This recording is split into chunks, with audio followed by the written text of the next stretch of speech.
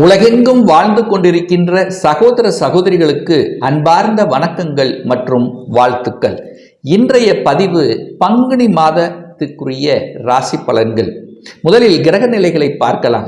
மேசமனையில் குரு பகவானும், கன்னிமனையில் ராகு பகவானும், ரிஷபமனையில் சந்திர பகவான் இந்த மாதத்தினுடைய தொடக்கத்திலும், கும்பமனையில் 3 கிரகங்கள் இணைவு, அதாவது சனி, செவ்வாய், சுக்கிரன், அதே போல மீனமனையில் ராகு, சூரியன், புதன், இந்த 3 கிரகங்கள் இணைவு பெற்று இந்த மாதத்தில் இருக்கு. ஸோ இந்த மாதத்தினுடைய பெயர்ச்சி எந்தெந்த கிரகங்கள் அப்படின்னு பார்க்கும் பொழுது, இந்த பங்குனி மாதம் 13ஆம் தேதி, அதாவது மார்ச் மாதம் 26ஆம் தேதி என்று புதன் பகவான் மேசமனைக்கு பெயர்ச்சி ஆகிறார். அதே போல இந்த புதன் பகவான் வக்ரமாக, அதாவது இந்த பங்குனி மாதம் 27ஆம் தேதி, அதாவது ஏப்ரல் 9ஆம் தேதி என்று மீண்டும் அந்த புதன் பகவான் வக்ரமாக மீனமனைக்கு வந்து பெயர்ச்சியாக போகிறது. அதே போல சுக்கிர பகவான் இந்த பங்குனி மாதம் 18ஆம் தேதி, மார்ச் 31ஆம் தேதி என்று சுக்கிர பகவான் மீனமனைக்கு பெயர்ச்சியாகி அங்கே உச்ச பலத்துடன் அமர்ந்திருந்து தன்னுடைய பலனை கொடுக்க போகிறார்கள். அப்போ இந்த கிரக அமைப்புகளை வைத்துக்கொண்டு இந்த மாதத்தில் எதை செய்யலாம், எதை செய்யக்கூடாது அப்படிங்கிற டீட்டெயிலையும், எது நடந்தால் எது நடக்கும், எது நடக்காது அப்படிங்கிற விதத்தையும், எந்த தெய்வ வழிபாடு நமக்கு உகந்தது என்பதை பற்றித்தான் இந்த பதிவில் நம்ம டீட்டெயிலாக பார்க்க போகிறோம். அதற்கு முன்னால் நம்முடைய சேனலை ஃபர்ஸ்ட் டைம் நீங்கள் பார்ப்பவர்கள் என்றால் மறக்காம சப்ஸ்கிரைப் பண்ணிக்கிங்க.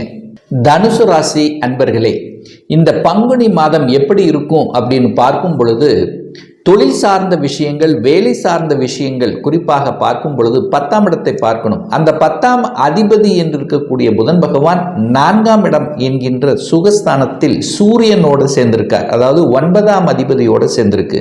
ஸோ 9, 10ஆம் அதிபதிகள் இணைந்தாலே இங்கே தர்ம கர்மாதிபதி யோகம் ஏற்படுகிறது. சூரிய புதன் ஆதித்ய யோகம் இருக்கிறது. அது 10ஆம் இடத்தை பார்க்கிறார். அப்போ சூரியன் 10ஆம் இடத்தை பார்க்கும் பொழுது அந்த 10ஆம் இடம் வலுப்பெறுகிறது. அப்போ அரசு சம்பந்தப்பட்ட துறையில் இருக்கின்ற இந்த தனுசு ராசி அன்பர்களுக்கு கூடுதல் வளர்ச்சியை பெறக்கூடிய ஒரு நல்ல மாதம் அப்படின்னு எடுத்துக்கலாம்.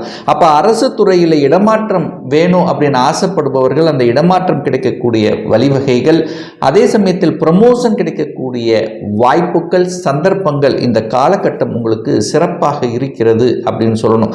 அதே சமயத்தில் இந்த பங்குனி மாதம் 18ஆம் தேதி என்று பார்த்தீங்கன்னா சுக்கிரனும் போய் 4ஆம் இடத்தில் அமர்ந்து கொண்டு 10ஆம் இடத்தை பார்க்கிறார். அப்போ 9, 10, 11ஆம் அதிபதிகள் இணைவு பெற்று இருக்கக்கூடிய இந்த மாதத்தில் தொழில் சார்ந்த விஷயத்தில் நீங்கள் எடுக்கக்கூடிய அத்தனை முயற்சிகளும் பலிதமாக கூடிய தன்மையை ஏற்படுத்தும்.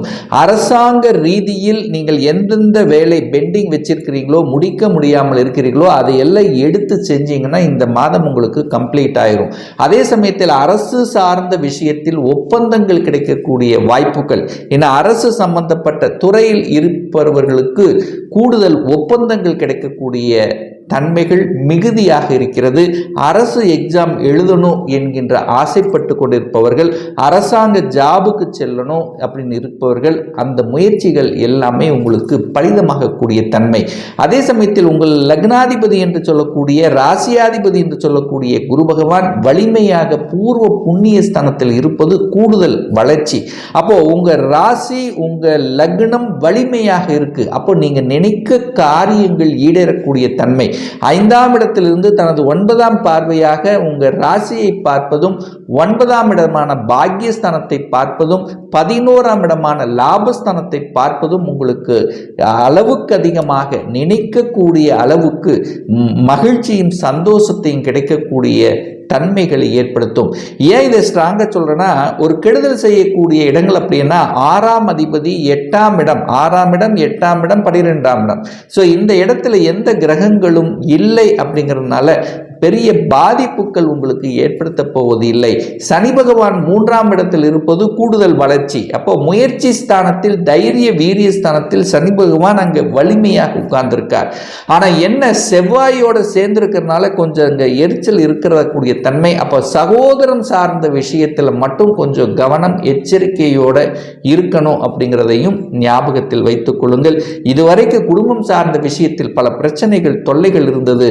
கணவன் மனைவி பிரிந்து பிரிந்து இருக்கிறோம் அல்லது ஒரு ஒரு நல்ல அன்னோனியம் கிடைக்கல அப்படின்னு இருக்கின்ற இந்த தனுசு ராசி என்பர்களுக்கு ஒரு நல்ல அன்னோனியங்கள், பிரிந்தவர்கள் ஒன்று சேரக்கூடிய வழிமுறைகள், வாய்ப்புகள் இந்த காலகட்டம் உங்களுக்கு சிறப்பாக இருக்கிறது அப்படின்னு சொல்லணும்.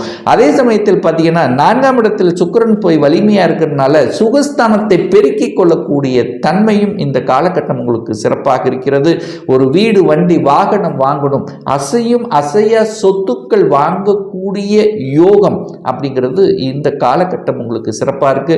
அப்ப ராகம் அங்க இருக்கிறதுனால பிரம்மாண்டமாக ஒரு வீடு கட்டணும், அதாவது பெரிய வீடு கட்டணுங்கிற எண்ணம் அல்லது பெரியதாக ஒரு வீடு வாங்கணும் அப்படிங்கிற எண்ணங்களும் உங்களுக்கு அதிகமாக இருக்கும். அதே சமயத்தில் பார்த்தீங்கன்னா இதுவரைக்கும் ஒரு வீடு கட்டுறதுல ஒரு தடை இருந்தது, ஒரு லோன் பிரச்சனை இருந்தது. ஸோ இந்த மாதிரியான பிரச்சனைகளும் தீர்வதற்குண்டான வாய்ப்புகள் உங்களுக்கு சிறப்பாக இருக்கு. அதே சமயத்தில் தாயினுடைய உடல்நலம் சார்ந்த விஷயத்தில் மட்டும் கொஞ்சம் எச்சரிக்கை, கவனத்தோடு இருக்கிறது சிறப்பு அப்படிங்கிறதையும் ஞாபகத்தில் வைத்துக் கொள்ளுங்கள். குழந்தைகளுடைய படிப்பு சார்ந்த விஷயங்கள் எப்படி இருக்கும்னு பார்க்கும் பொழுது குரு பகவான் 5ஆம் இடத்தில் இருக்கார். குழந்தை காரகன் என்று சொல்லக்கூடிய குரு பகவான் 5ஆம் இடத்திலேயே வலிமை பெற்று உட்கார்ந்திருக்கு. அதாவது உங்களுடைய ராசி அதிபதி 5ஆம் இடத்தில் இருக்கிறது ரொம்ப நல்லது. அது குரு 5ஆம் இடத்தில் இருப்பது எங்க பார்ப்பார்? பாக்கியத்தை பார்ப்பார், லாபத்தை பார்ப்பார், உங்க ராசியை பார்ப்பார்.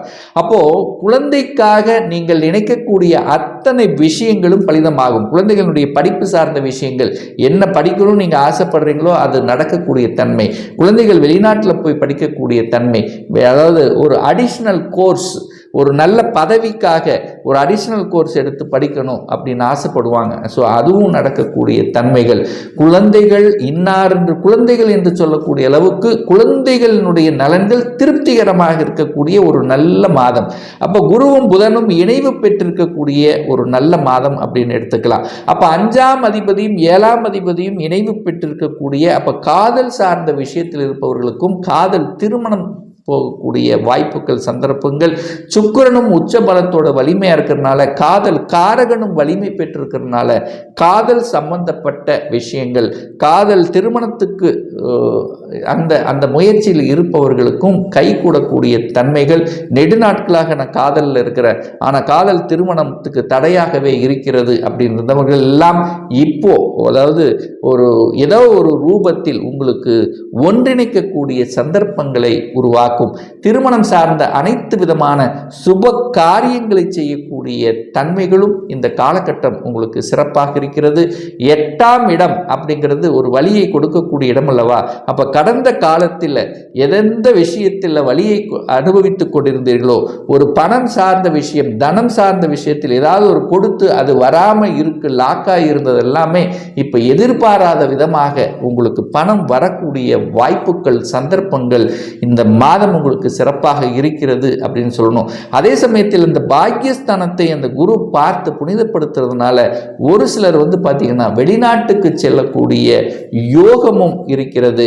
அப்போ 5ஆம் இடம் வலிமையாக இருக்கிறதுனால பதவியை குறிக்கக்கூடிய இடம், பூர்வீகம் சார்ந்த விஷயங்கள், அதிலிருந்து வந்த பிரச்சனைகள் தீர்க்கக்கூடிய வாய்ப்புகள், இது எல்லாமே உங்களுக்கு சிறப்பாக இருக்கிறது. உயர்கல்வி படிக்கக்கூடிய எண்ணங்கள், ஆல்ரெடி நான் ஒரு பிஜி கோர்ஸ் படிச்சிருக்கேன், ஒரு ரிசர்ச்சுக்கு பண்ணணும், ஒரு பிஹெச்டி பண்ணணும் என்ற எண்ணங்களும் இந்த காலகட்டம் உங்களுக்கு உதயமாகும். ஏற்கனவே ரிசர்ச்சில் இருந்தவர்களுக்கெல்லாம் அதில் உங்களுக்கு ஒரு பெருமை தரக்கூடிய வகையில் தான் இந்த மாதம் உங்களுக்கு சிறப்பாக இருக்குது. 11ஆம் இடம்ங்கிறது, அந்த 11ஆம் அதிபதி இந்த மாதம் உச்சம் அடையக்கூடிய ஒரு நல்ல ஒரு காலகட்டம்.